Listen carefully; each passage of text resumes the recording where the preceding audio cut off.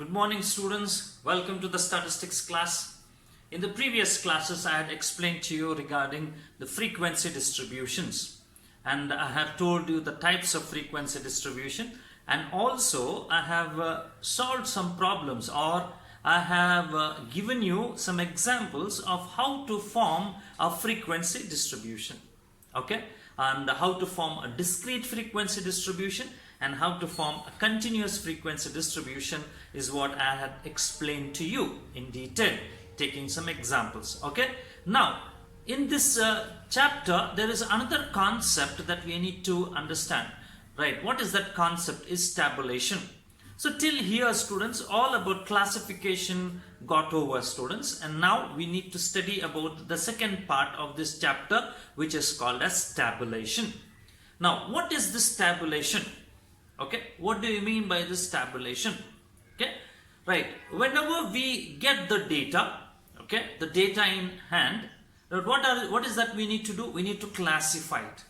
So once the data is classified, once the data is arranged according to its common characteristics, what are we supposed to do? We are supposed to put all that data into rows and columns. Arranging the classified data into rows and columns is called as tabulation. Okay, I'll write it this, I'll tell this again. Arrangement of classified data into rows and columns is called as tabulation. Is that clear? Yes. Now, when we speak about this, students, tabulation, right, when we need to arrange that in rows and columns, now we need to understand what are the objectives of doing so. What is that? Why is that we need to do so? What are the objectives of this tabulation? Okay, so the objectives of the tabulation are written on the board, students. You can very well see that. Number one, it says that it simplifies the complex data, students. It simplifies the complex data. What does it mean, simplifies the complex data? The complex data means the data which has, we can speak about, we have too much of variables in it, too much of data in it, and varieties of data that you may come across. So when we arrange that and classify that and put it into columns and rows, it will be very easy for a person to understand. So it simplifies that complexity. So if you are arranging the data all about one particular area into rows, then looking at that row and to that column, we can identify this data belongs to this particular area. If ever you collect the data all about heights and arrange it in according to the heights and put into rows and columns, clearly we can understand, right, which height is which is the least height, which is the highest height, right? How many number of people will have the height 150 to 160 centimeters is what we will be able to identify.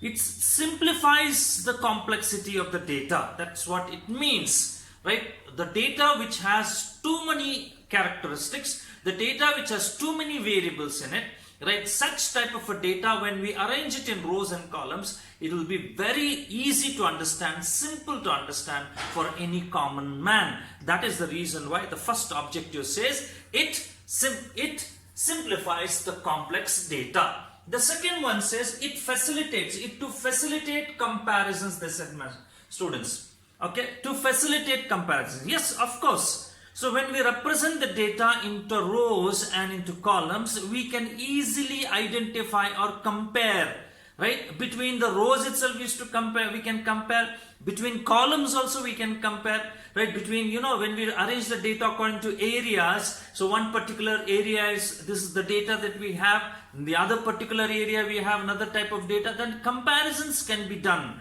Right, easily comparisons can be done. That's the reason why tabulation is required. Okay, the next one, to give identity to the data. Any particular, okay, as I said, the data belongs to this so and so area. The data belongs to this, is all about this variable. So when we identify that and we write it in the heading, okay, this is all about heights. The data all about heights come. This is all about income. So all about income. So we can easily identify what particular characteristics it belongs to the data is all about. So that is why, so we need to use tabulation. Okay, this is the third one. To reveal trend and tendencies in the data, students. What is happening in the data? Okay, what is the trend today? Right, what is the tendency? Okay, today's trend is what, and tomorrow's whatever it happens, what is the tendency? Right, is it a chance that it can go on, or is it a chance that it will come down or fall up? Right, all these kinds of understanding of the data can be done using this tabulation, students. That's why it tells us all about, it reveals trends and tendencies of the data. In the fifth one, they said, for graphical and diagrammatic representation of the tabulated data,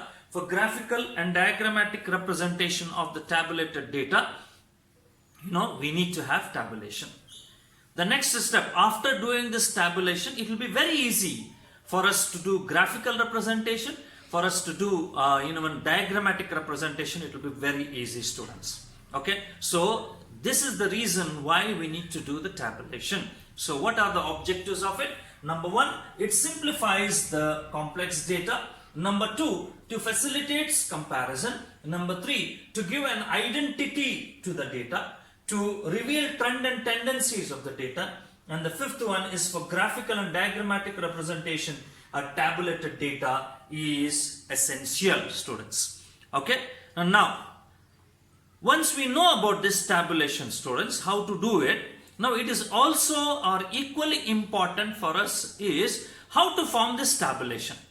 Okay, how to do this tabulation. It is very much important. We cannot simply take the data, right, put it into rows and columns. That's not the way that we need to do. We need to have a particular method. We need to follow some particular format.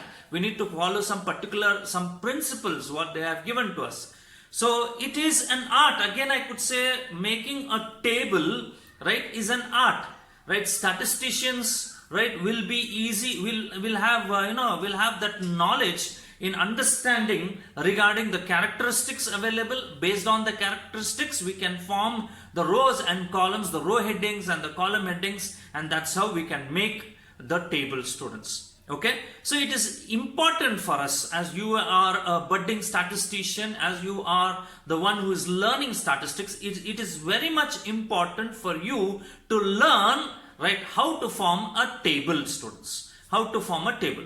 So when to form a table, they have given a specific format, students. The format is seen here on the board, students. It's a general format of a table, students. And there are some parts mentioned in the table. And it is important for each and every one of us to know the important parts of the table, and we have to place them correctly in the table, students. Okay, this is the general format I'm telling you, students. It's a general format. Whenever you are preparing for a table, whenever you have a data with you and you have to prepare a table, this is the format that you need to have it. Okay, the first thing, what it is, you need to write what is the table number, students. You have to write a table number. I'll first mention the parts, students, and explain to you parts. Okay, one by one I will explain to you. What are the parts? Number one, we have table number. Next, we have some title. The next, we have subtitle or a head note. The next, we have captions. The next, we have stubs. The next, we have body of the table. The next, we have footnote. And the next, we have the source. So altogether, 8 parts we have. Number one, table number. 2, 3, 4, 5, 6, 7, 8. 8 parts are mentioned in the tabulation, students. 8 parts are mentioned in a general format of the table. Understood? Right. What is that? The first one they said is table number. The table number. What is the first one? It's a table number. It's a table number. What is that table number? It's a number given for only just a reference, students. Okay, we give a number to you as a roll number we give, right? Say maybe we give it as 608, or we give it 714, or we say it 810, or we say 920. Like that, when we give numbers to you, these numbers are what they are called as. They are roll numbers. Their roll numbers are just identifiers of you. Is it right? They don't tell anything about you, but they only identify it is so and so person. Likewise, this table number also is a number which is only just given for an identification, students. It is only just given for identification. So table number is only just to give you a reference, students. Okay. So in your study, if we have various tables, okay, that we are preparing, so which table to use for a particular study to mention or to extract that information from that table, we use this table number as a reference. Okay, we can say that refer table number so and so, refer table number 2, refer table number 5, refer table number 6. So like that, we have to mention a number to every table that we prepare, students. Okay, that is important. The second one is called as the title, students. The title. This title is most important for a table, okay, for the tabulation. This title should contain what is in the table, what are the contents of the table. It should also answer to this question, from where did we get this table or this data, and what are the source, what is the source, and how did you get it, right? This is what you need to understand, students. What is the content of the table, right? What are the, right, from where did you get the information, right? All this information should be there in the title.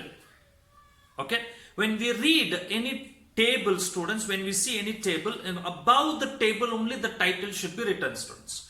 Above the table only the title should be written, and the title should be always written in prominent letters. They said very clearly, capital letters, capital bold letters, the title must be written. Okay, so when they see the title, they will understand what is in the table, students. Okay, you understand what is in the table. So when they see that title, they will know, okay, this table belongs to so and so data. So based on the title, they can go through the table, or they can use or they may not use it. So we need to see that you writing the title very clearly, where you have to say what is in the data there, from where did you get the data, or when did it occur, the data occur. Is all these questions you have to clearly mention it in the title, students. Okay. Now just below the title, students, there is something called subtitle or head note, students. It is called as subtitle or head note. Okay, you understand this. It is called as a subtitle or head note. Like for example, if you are collecting the data about heights, okay. Now when you are collecting the data about heights, you are supposed to use some units of measurements. Is it right? You are supposed to use some measurements, some measuring tape or whatever it is. Whether are you using feet, right, as a unit of measurement? Are you using centimeters as a unit of measurement? Are you using the inches as a unit of measurements? Is what you need to mention it. Is it right? So what is the data that you have collected? The data that you have collected is from centimeters. It's all about centimeters. Heights in centimeters I have collected. So when you mention in the title, it's all about the height. In the subtitle, you should mention it is all about centimeters. The data is collected in centimeters. Okay. Say for example, even production of rice, production of sugar, it may be production of cement, it may be. It may not be in grams. It may be some tons. Tons. Some 1,000 tons, 3,000 tons, 4,000 tons, 4,000 quintal tons, something like that we will be producing. Is it right? So we need to mention it, what is the unit of measurement that we are using for that production. Okay, so tons, kgs, centimeters, inches, all the units of measurements that we use in the data collection should be mentioned in the subtitle or the head note. Okay. Right. The next thing, students, the next comes the captions. Captions. We call them as column headings, students. What are they? They are called as column headings. Okay. Captions is equal to column headings. Captions refers to column headings. Okay. There can be many columns, students. We can use many columns. Okay. But you need to have one title for that column, and many columns, sub columns you can make it. Like for example, that whole column is all about heights.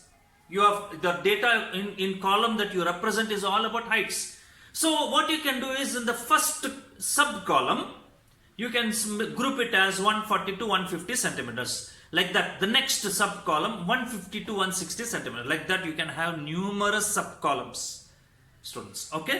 So like that, what are called captions? Captions are column headings. So 140 to 150 is a caption. 150 to 160 is a caption. 160 to 170 is a caption. Like that, there will be many captions that we can form. Is it right? Right. Next one. So rows, which is nothing but row wise. When it comes to the row wise, we call this to be as stubs. Column headings is equal to captions. Row headings will be equal to stubs. Row headings refers to stubs. Row headings are called as stubs. S-T-U-B-S. Same likewise, if you are taking the data about weights. Okay, data about weights. Right, weight is in the stubs, and that weight is the main stub. We can prepare many rows for it, weights. 60 to 65, one row. 65 to 70, another row. 70 to 75, another row. So these are all called as row headings. We can call them to be as stubs. You understand? Sub rows we can prepare and we can make it. So each one will be called as a stub. So likewise, when we prepare stubs, when we prepare captions, when we have columns and when we have rows, we will be having an empty space or the space where we have to enter the data, and that place is called as the body of the table. This body of the table is the main part of the table, students. Okay, it is the main part of the table. You understand what it is? It is the main part of the table. So you need to understand this very clearly, students, that all that data that is there, we need to enter through stubs and through captions and enter into body of the table. As I have showed it to you in the bivariate frequency distribution, how we have entered the frequencies through, right, the rows and through the columns, whichever is common, whichever common cell we find for that particular data to represent, we put a tally. Is it right? And likewise, we need to do this here also. This is what is a body of the table, students. Okay. Then comes what? Footnote. In the footnote, students, that is just below the table. What you need to do, some data has to be explained. Okay. In detail. This data is all about so and so. This data I have collected from so and so person. This is what? Some extra information that you need to give to it. So all that extra information, all that clearance, or we can say the clarity or the complete information, you can give it in the footnote just below the table. And that is what you need to write it also. And last one is the source. From where did this information that you gathered? From where did this data you got it? Okay. What is the source? From where did you get this data? So to know that, or to make them understand, we need to even mention as source and write so and so. I have collected from so and so XYZ newspaper. I have collected this data from so and so news publication. This is what you need to mention it in below. So these are the points, these are the parts of the table, students. These are parts of the table. What are the parts of the table? Number 1 is table number. Number 2 is the title. Number 3 is the subtitle or head note. Number 4 is the caption. Number 5 is the stubs. Number 6 is the body of the table. Number 7 is the footnote. Number 8 is the source. Okay. So I hope you have understood this, students. Right. In the next class, I will explain to you what are the principles in forming a good table. Okay. We have to follow certain rules in preparing the table, and then later I will explain to you taking some questions and how to form a table. I will explain and show it to you. Okay. Thank you very much.